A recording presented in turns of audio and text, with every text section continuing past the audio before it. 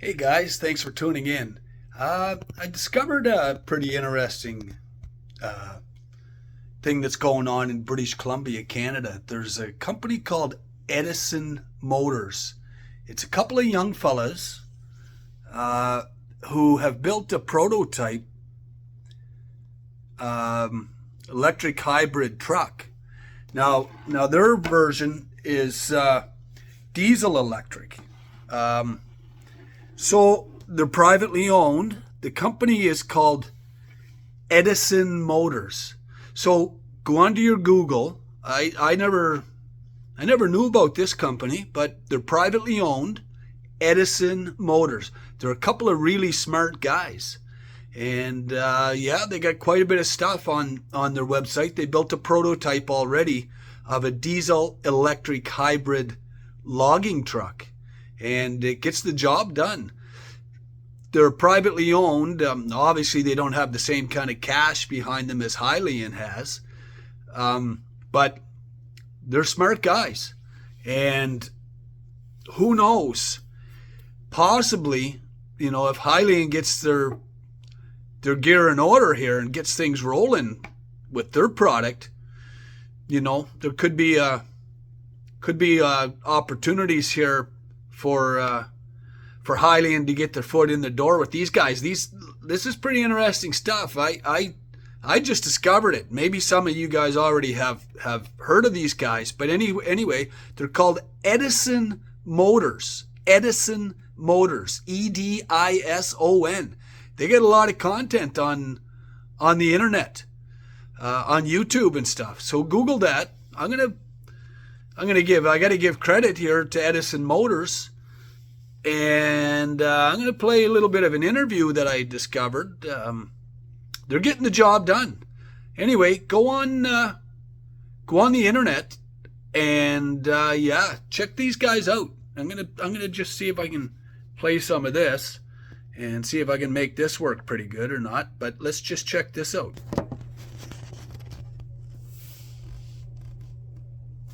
Today we're going to talk about Edison Motors truck and the advantages of a diesel electric. Yeah, so the Edison Motors truck is diesel electric. It's a fully electric truck, as in if you were to remove the diesel generator, it would still exist as an electric truck. It's a range extender essentially. So how this truck works is being fully electric, it drives and operates off the battery, but when the battery gets low, the diesel acts essentially as a level 4 fast charger to recharge those batteries. You can drive the truck for about 2 hours to 3 hours off that battery, and the diesel generator recharges while you're driving down the road. In about 30 to 40 minutes will fully recharge those batteries back up. It's an electric truck with an onboard generator, onboard charging system. That's essentially right. So it takes its inspiration from a freight train, which have been diesel electric, and they use large capacitor banks. We use large lithium-ion battery banks. And my belief with the way electrification is going is that if electric is the future, battery technology needs to get more dense, weigh less, and become more compact with better charging infrastructure. And to get us to that point, the diesel electric with that generator on board is the next logical bridge gap in that solution. What would some of the advantages be to have a diesel electric logging truck? Yeah, some of the main advantages to these diesel electric trucks are the power and the torque. The torque curve on an electric motor is flat. Where you normally get your torque on a truck, it's up, you hit a peak RPM, and then it falls back down again. Diesel electric, you get that instant RPM, that instant torque right from zero. Full torque right from zero and high torque. So with this truck, the power output is it has 3 electric drive motors, each with 250 kilowatt hours, 750 kilowatt drive motors, which gives you over 1,000 horsepower, but the torque is 110,000 foot-pounds of torque. If you compare that to a normal Cummins X15 550, it puts out 1,800 foot-pounds of torque from the motor, goes through its gear reduction, which means in first gear at max torque, it gives you 60 to 70,000 foot-pounds of RPM, assuming you're running like 433 rear ends. That would give you around that 70,000. So that's a low geared rear end, and we are still almost double what first gear is in torque, and that torque is going to be smooth and linear across the entire power output. Apart from just the torque of the electric motor, it's the fuel savings. You're using that battery as a peak load demand. A truck takes a ton of power to really get it off the line and get it moving. You got 140,000 pounds on a Super B in BC. To get that up and moving, it takes a ton of power, but once you're up there, you don't need the power. You back off the throttle, you just maintain your momentum instead of building that initial inertia.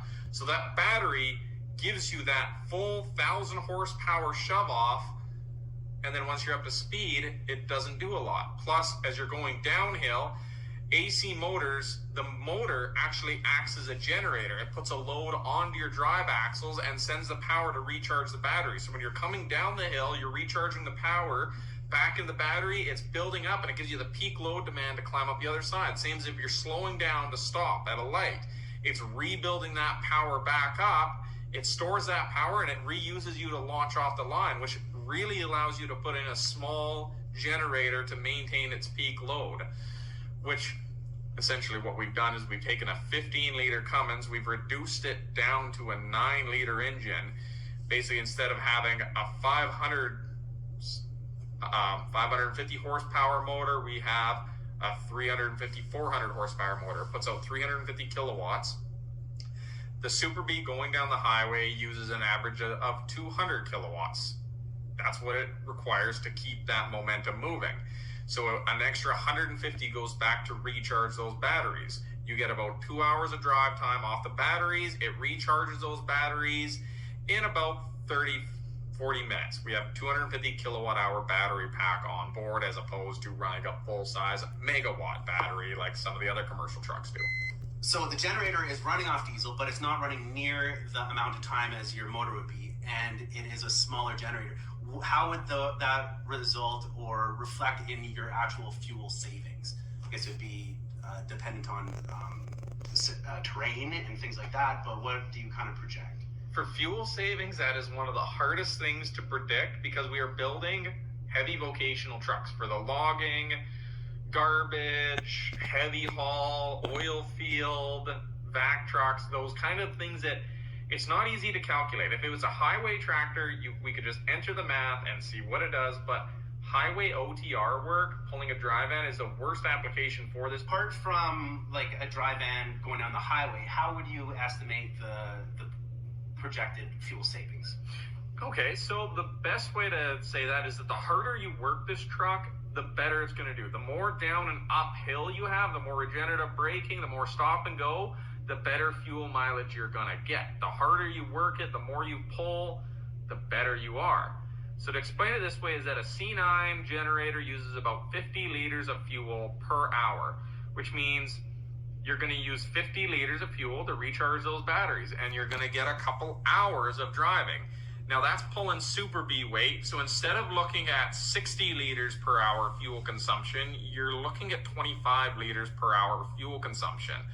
On a logging truck, like where we've built our prototype and we've done the testing uphill, downhill, with that sort of hill, we're looking at about a 75 to 80% reduction in fuel mileage. As you're coming down the hill, you're recharging that battery so you can go back up the other side.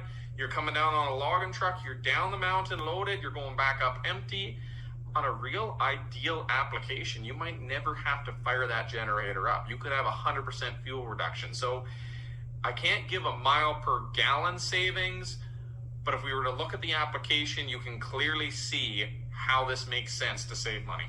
So you'd have the benefits of the electric being the torque and the power that are nowadays unheard of in a truck, but to estimate the fuel savings is really depending on the application. Yeah, and as a gravel truck, a garbage truck in the city, stop and go between all the lights, amazing. You have that smooth power curve, and one of the advantages is that generator is running at peak RPM.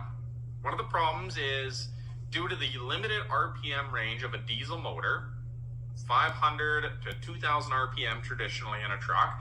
You're living at a 1500 RPM range. These electric motors go up to 20,000 RPM. But the generator producing power can actually produce power at 1750 RPM. It gets there and it stays there. Why that makes a big difference is the way that the internal combustion works on a diesel. What happens is your turbo is what builds your fuel-air ratio. The turbo relies on the exhaust gas coming out of the manifold. It spins a big fan that sucks air in, which that air being sucked in and forced in with the turbo from the exhaust gas is what gives you a good fuel-air ratio. What happens is when you shift gears, you let off the throttle, the truck shifts a gear, that exhaust spools down because you're not working the motor hard. It then needs to pump fuel into the block to create those exhaust gas to suck the air in, which means you're getting really poor fuel-air ratio mixture at that start. You're burning inefficiently just to get going to build your peak RPM, and then you shift gears. And that can be up to 18 gears in a standard truck transmission that every time you shift the gear, you lose your turbo boost, you go out of your peak RPM range, and you got to work to get back there. With the generator, you're staying right at that peak perfect RPM that you want to run at, and you're letting that electric motor and that battery give you the boost you need instead of shifting. That sounds like you're gonna also, it's gonna be a lot easier on the generator. It's not gonna be have to work as hard, I guess. It's running at a higher RPM, but it's not gonna be working hard, pulling that load with fluctuating up and down, which I know can wear out components really. Diesel motors love getting into their peak comfy RPM and staying there. They're not throttling down, they're not adjusting, they're not. Generators, especially the old mechanical ones, there is legends of generators, 3406 cats going to over 100,000 hours without a rebuild. The average generator, you're looking at about 40 to 50,000 hours before you need to rebuild that block. Now, if you were to look at a truck being used shifting gears, you're looking at 20,000 to 25,000 hours before a rebuild. So therefore, this making it run as a generator is doubling your service life of that diesel motor in the truck. So you might be saving money on service and mechanical breakdowns or whatnot that happen, rebuilds. But I know that when driving truck, you're often paid by weight, and electric and batteries weigh a lot. So you must be losing there. What about weight for this motor truck? So batteries weigh a lot. So if you look at something like another conventional 100% electric truck, they use a megawatt almost of batteries. That megawatt of batteries pushes the weight of the truck about 2,000-3,000 pounds higher just due to the massive weight of it. So what we've done is, because our batteries are really there for that peak load demand and to let the truck run for a few hours off the batteries, they're much smaller. We're 250 kilowatt hours as opposed to 1,000 kilowatt hours, quarter of the size. What we've also done is gone from a 15-liter diesel down to a 9-liter diesel. So we've massively reduced the weight of the diesel motor. When it all said and done on our first prototype truck, before we started, because it was a retrofit of a 1962 needle nose Kenworth, when we started the build, the truck weighed 9,000 kgs. When we finished our hybrid upgrade, we put it onto the scales, it was 8,800. We lost 200 kgs, 450 pounds of weight reduction by going diesel electric. And on top of that, the government in BC gives you a weight allowance because it's classified as electric. It can run 100% off the electric without the diesel. If it was a hybrid, it would need the diesel to work with it. But the diesel can be shut off. We could remove the diesel, put in larger batteries, and it wouldn't make a difference to how the truck performs to make it 100% electric. So because it's electric, we get an extra 1,500 kgs in weight allowance on those drive axles, which means for your payload, they did that to accommodate the weight of the extra electric trucks. Ours, being lighter, for that payload, you get that extra 3,000 pounds. So with a little bit of weight reduction, I mean, the tri-drive setup's going to be a little bit heavier, and in the production version, we've increased the truck by about 500 to 1,000 pounds. So we're getting on par, but in total, you should be able to pack in a few thousand pounds of more weight than you can with a normal diesel. Your generator is going to last longer. Yes. You can actually, in theory, you're going to be able to pack more weight, make Yes. more money. But then I don't know how to work on electric vehicles. What about the serviceability of that? So this is one of the things that, because we built all these classic trucks and we really started as a trucking company with mechanics that work on our trucks, we needed to make sure that if we were going to have a truck, number one, we had to be able to build it. And a lot of our mechanics are apprentice. They're not even Red Seals. We have one Red Seal mechanic that comes by to check on things. The main guys in their shop they have that owner-operator background. They're third, fourth year apprentices going in for the Red Seal. But we did this to make sure that the truck could be worked on by people that aren't technicians. Other than Eric, who's our chief technology officer, and a few of the electrical engineers that have come on board to advise on things, the people building this truck in the shop are diesel mechanics. We specifically chose parts. Like, we partnered with CBS, Fleet Brake, and these companies to select the best parts, those parts that they always have on the shelf. That's what was used to build these trucks. The electrical wiring harnesses are actually relatively simple.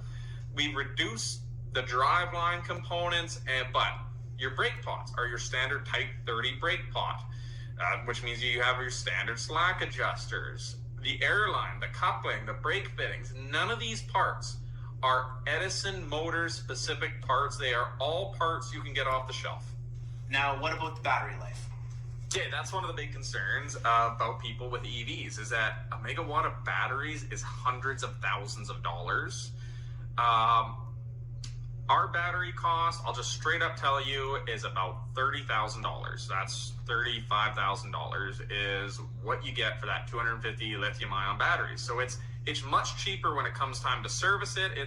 You're looking at it on par with doing an engine rebuild, but you don't have to do it as much on ours. Batteries degrade over time. That's not something you can avoid. But we have a diesel generator powering those batteries. So if you could get 2 hours of driving off the batteries when they're new, in 5 years, they lose a lot of their charge. Let's say it's an overly aggressive example, but let's say it uses 50% capacity. It loses 50% of its capacity due to being used heavy usage. You should be looking at about 70% reduction in 5 years, but whatever, let's say 50%. Now, on a normal truck, the big issue with the batteries is that it lowers your range. So on a normal EV, you would lose your range. So if a fully electric semi is rated to do 500 miles on a single charge, 5 years, if it lost 50% of its charge, can only do 250 miles. You can see how that would be frustrating, as it requires a lot more stopping.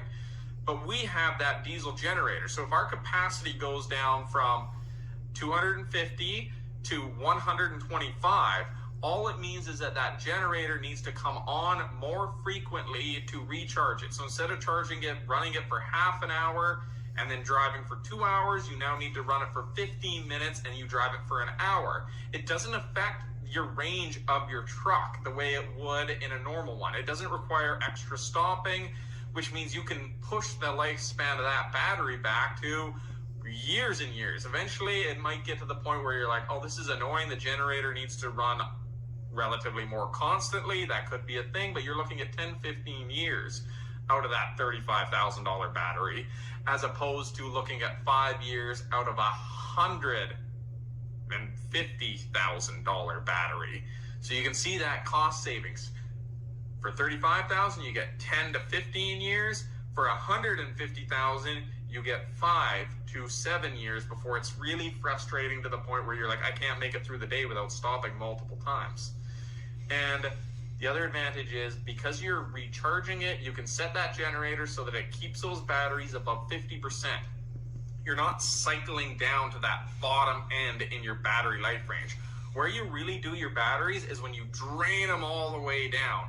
If you set that generator to turn on when it hits 50% and build it back up, you're not working its battery constantly through its whole thing, degrading the cells. You're keeping it nice and topped up, which is much healthier for the battery and going to give you a longer time.